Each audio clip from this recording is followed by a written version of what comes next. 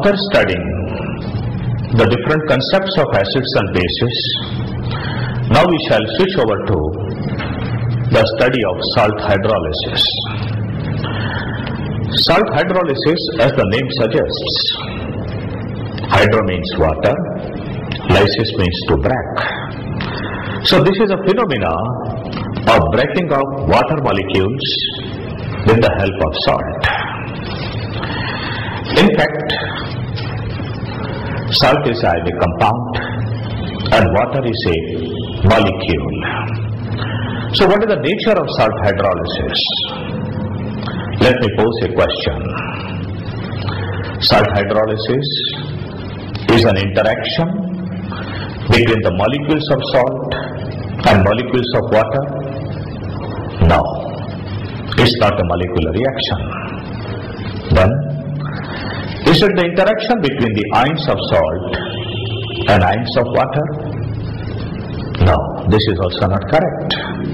Reason being, salt is certainly an ionic compound, but water is a very poor electrolyte. In our previous lecture we have already seen that the degree of dissociation of water is very low, of the order of 10 to the power minus 7%. Therefore the ions of water, H plus and OH minus, are so small in number that we cannot consider salt hydrolysis to be totally a ionic phenomena. In fact, it is an interaction between ions of salt and molecules of water.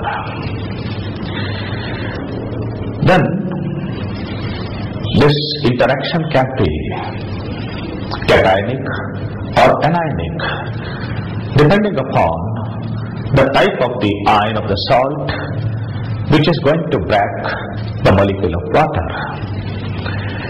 We shall learn cationic and anionic hydrolysis with examples after some time. One more point about salt hydrolysis is to be noted. It is that it is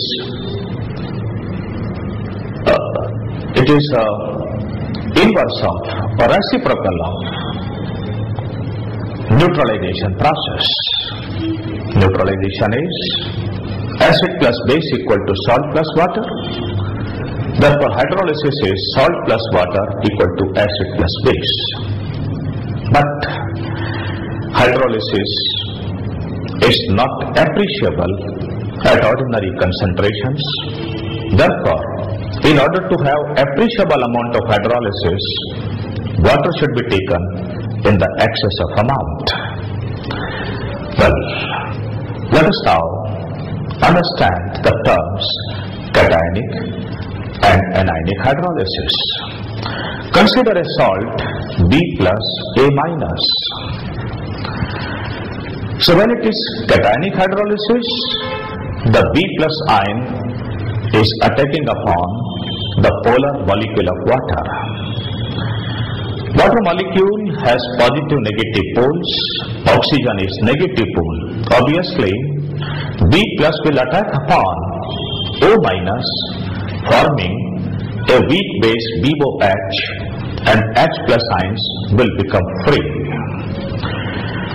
So, when there is a reaction between cation of the salt and the molecules of water, it is called cationic hydrolysis. It can be shortly written as B plus plus H2O equal to BOH plus H ions. The characteristic of this hydrolysis is that in the solution, H plus ions are more than OH ions, therefore solution becomes acidic and its pH is bound to be less than 7. Let us now see what is anionic hydrolysis. Anionic hydrolysis means the negative ion of the salt A minus is now going to attack upon the molecule of water. Naturally, negative ion will attack upon the positive pole of water. Therefore, as shown below, due to this interaction, a weak acid Ha will be formed plus free OH minus ions. Or we can write this equation as A minus plus H2O equal to Ha plus OH minus. Since now H ions are less than OH ions, therefore solution will become basic and its pH will be more than 7. Finally, some salts may undergo cationic as well as anionic hydrolysis. In this case, cation as well as anion of the salt interact with H2O molecules, and we can write the equation B plus A minus plus H2O equal to Ha plus BOH. The acid and the base both formed are weak.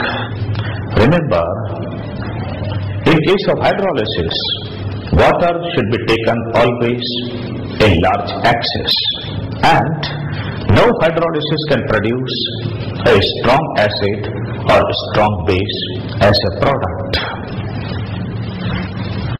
Now we shall be dealing with the quantitative as well as qualitative treatment of hydrolysis of different types of salts. We have already seen there are 4 types of salts. Let us take them one by one and see what is the nature of the hydrolysis. The first type of salt is SaSb. An example of that is sodium chloride. Such salts do not undergo hydrolysis because their ions are not competent to interact with H2O molecules. Therefore, all aqueous solutions of salts of SaSb type are always neutral, that is, neither acidic nor basic. These do not have any effect upon litmus paper, and pH of such solutions is always 7.0.